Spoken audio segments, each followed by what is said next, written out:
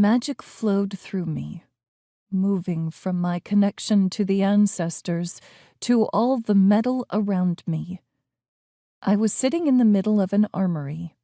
After over 2 weeks of relative peace and no sign of the demon again, I had a surplus of magic, and this time I wasn't going to waste a single bit. When Jace had given me all the possible weaponry and armor for the dragons coming into the city, and I still had plenty of magic left, Jace and I had talked to the blacksmith and asked him to fashion me objects that acted as batteries, for want of a better word, and I now had a lot of them. One of the biggest reasons that I had lost Ben to the demon was that I had been running low on magic and couldn't just plow my way through his army to get to Ben's side. I didn't ever want that to be the case again. It had taken a few days to find a good material that I could activate and charge, and that was also light and had a high storage capacity. Sitting in a stack beside me were ingots of some alloy of metal I had never heard of and couldn't pronounce or spell. It was already about half full of magic, and I had just put in a request with Jace for some more. Most of the time I was training throughout the day and teaching the dragons on the army base part of Dataris, which used a lot of my personal magic, but I was filling the charge bricks with the magic from the Isle of the Ancestors whenever I had the chance.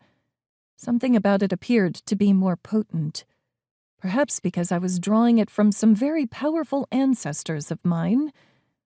I had just drained the connection a significant amount, and myself a little as well, when I was thinking it was enough for the day.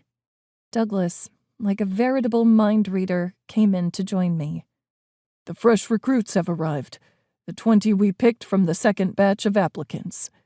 Douglas folded his arms across his chest and leaned against the door jamb.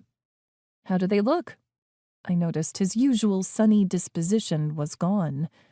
Douglas was one of the few humans I liked a lot and got along well with. "Like raw recruits who don't know their ass from their elbow. You're going to have your work cut out for you with this batch." "Even more so you, then," I grinned as I got up.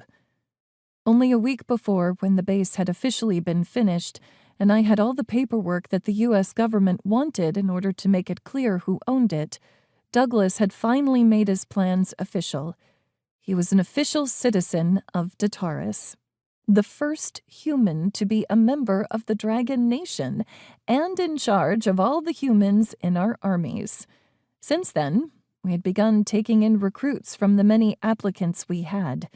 Jace and Douglas were working together to vet them and make sure they were suitable.